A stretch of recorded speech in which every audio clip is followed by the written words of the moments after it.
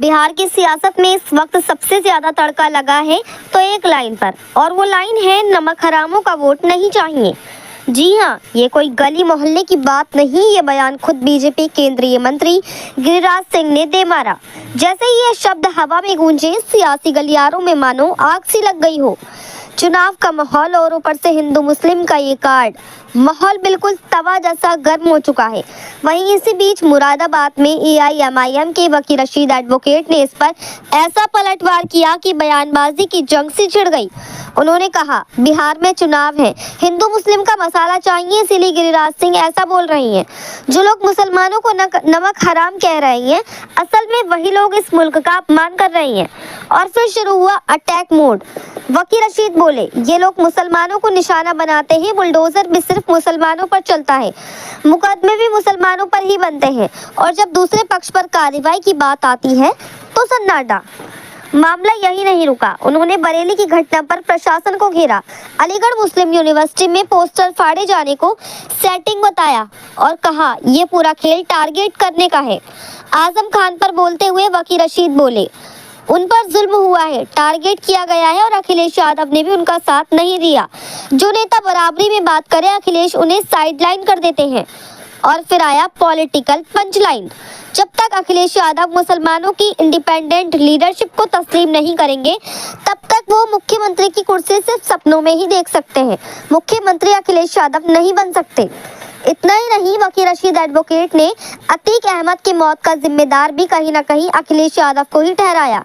ये भी कहा कि फतेहपुर में जो मकबरा तोड़ा गया, उसमें बीजेपी और समाजवादी के लोग शामिल रहे, उसमें एफआईआर भी दर्ज हुई, लेकिन आरोपियों के नाम नहीं लिए गए। और अंत में वकील रशीद का साफ संदेश, हम नहीं चाहते कि नीतीश कुमार और बीजेपी फिर बिहार में सत्ता में लौटे। बिहार का चुनाव अब सिर्फ वोटों का नहीं, नैरेटिव का खेल बन चुका है। एक लाइन से आग भड़की और अब हर पार्टी अपनी सियासी रोटियां सेकने में लगी है। देखना अब यह है कि किसके बयान पर वोटर दिल लगाएगा और किस पर गुस्सा दिखाएगा। मुरादाबाद से मोहम्मद समीर की रिपोर्ट। वकील रशीद एडवोकेट।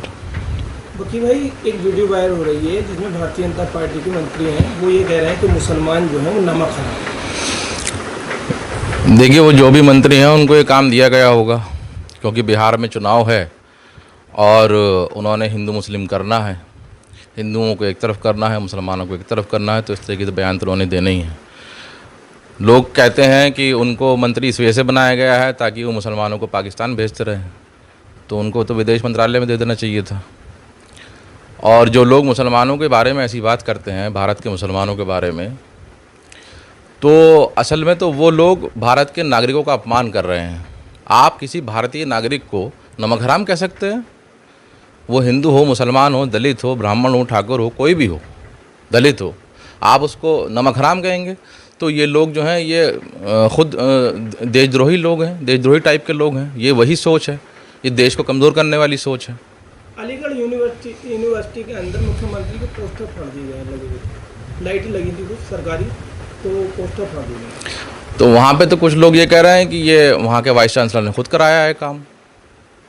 वहाँ के लोगों का तो यही आरोप है कि ये खुद पोस्टर लगवाते हैं, फिर खुद पोस्टर फटवाते हैं, छात्रों पर इल्ज़ाम लगाते हैं। जो छात्र उनके प्रशासन को चैलेंज करते हैं, जो छात्र आंदोलन करते हैं, जो छात्र हितों की बात करते हैं, उन छात्रों पर आरोप लगा के उनको सस्पेंड करते हैं। वो बरेली में दंगा हुआ, दंगा होने के बाद बुलडोजर चल रहा है यूपी का।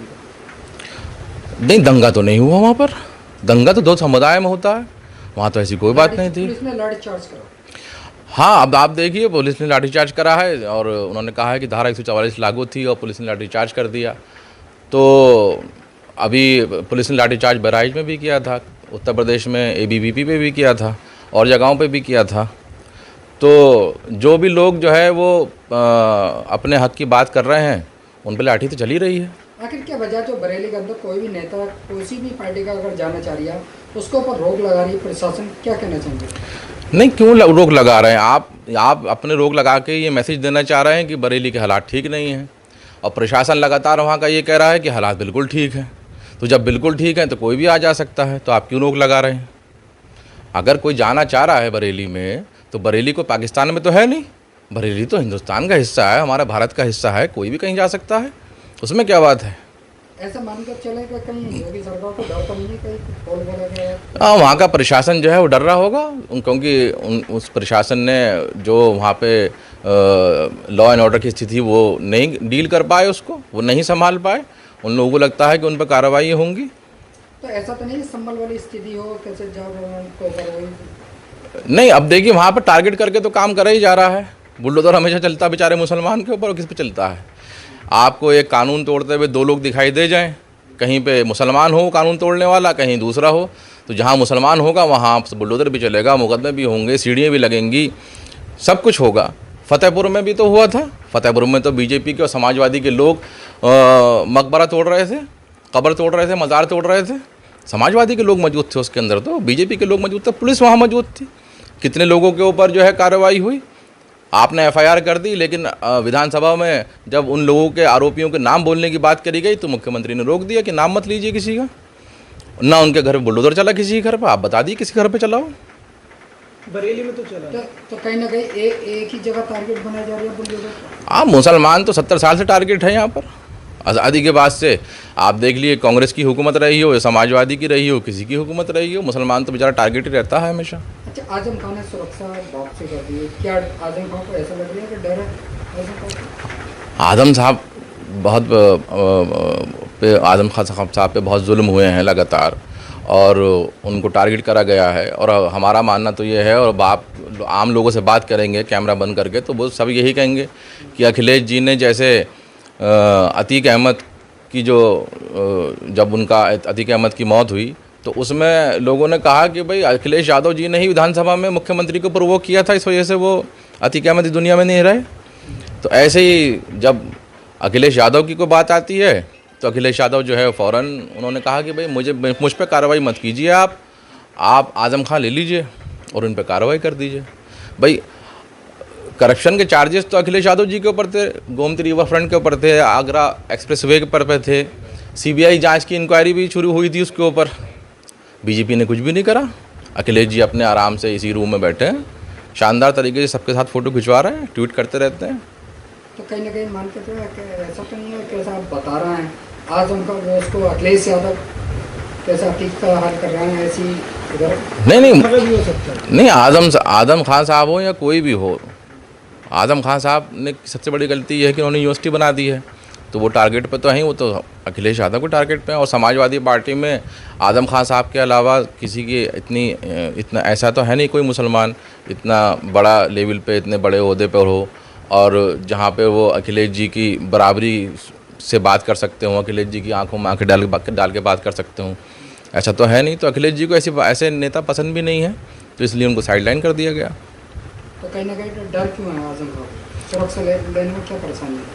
नहीं, आज़म खान साहब के पास वो अभी उनका वो कह रहे थे कि भाई हमारे पास तो पैसे भी नहीं हैं, उस सुरक्षा पे जो खर्चा होता है वो पैसे कौन देगा।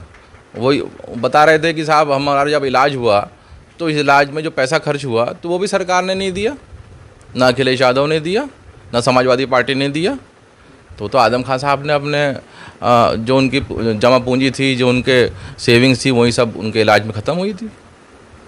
क्या लग रहा है 27 के किस तरह से चुनाव आ रहे हैं? नहीं, 27 का चुनाव जो है वो जब तक मुसलमानों को हिस्सेदारी की बात नहीं की जाएगी, मुसलमानों को उनकी आबादी के हिसाब से हिस्सेदारी नहीं मिलेगी, मुसलमानों को जब तक उनकी इंडिपेंडेंट लीडरशिप को अखिलेश यादव तस्लीम नहीं करेंगे, अखिलेश यादव मुख्यमंत्री नहीं बन सकते। अच्छा, बिहार के अंदर आप बात करिएगा तो ऐसी पार्टी का भी बढ़ चढ़ के हिस्सा भी ले रही है, और दूसरी बात की और वहाँ पे है ना कुछ बीजेपी वालों को दौड़ा के बिहार में भगाए भी है, क्या कहना चाहिए? नहीं, बिहार के अवाम बहुत समझदार है, ऐसा नहीं है, और वो सब देख भी रहे हैं कि किस तरीके से 20 साल से जो वहाँ पे हुकूमत चल रही है नीतीश कुमार की, और उससे पहले बीच में इनकी हुकूमत भी बनी आरजेडी की।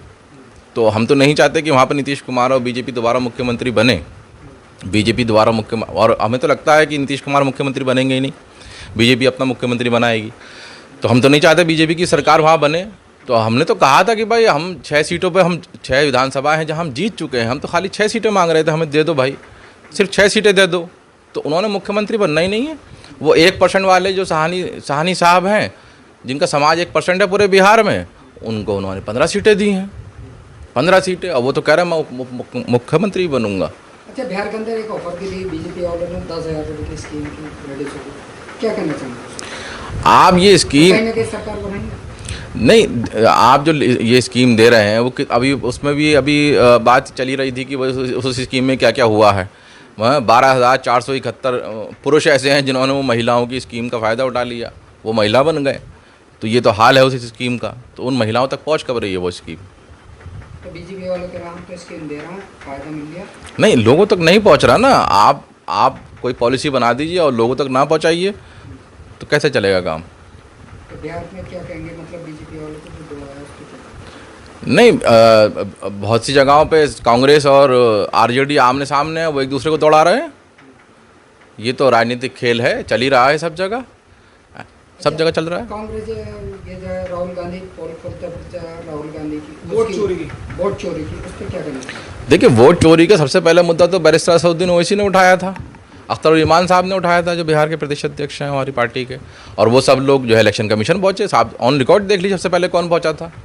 अच्छा, 27 में यूपी में चुनाव लड़ेगी MIM? बिल्कुल लड़ेगी, पूरी मजबूती से लड़ेगी। हमारे नेता माननीय प्रदेश अध्यक्ष शौकत अली साहब और उनके नेतृत्व में पार्टी चुनाव लड़ेगी। बैरिस्टर साहब का आदेश जैसे होगा और उस सारी जितनी सीटें तय करी गई जाएंगी उन सब सीटों पे चुनाव होगा। एक आखिरी सवाल ये है, बीजेपी वाले आखिर क्या कहते हैं वैसे जी को, नहीं कहते हैं बीजेपी का एजेंडा? भाई अब वो यही तो बात है, हम तो कहते हैं आप इन दोनों को बैठा के तय कर लीजिए। बीजेपी कहती है कि हम जो हैं वो देशद्रोही हैं, हम जो हैं वो राष्ट्रवादी नहीं हैं। समाजवादी और कांग्रेस कहती है ये इसकी बी टीम है। फिर महाराष्ट्र में जो शिवसेना है वो समाजवादी को कहती है कि वो बीजेपी की बी टीम है। मध्य प्रदेश में कांग्रेस कहती है समाजवादी बीजेपी की बी टीम है।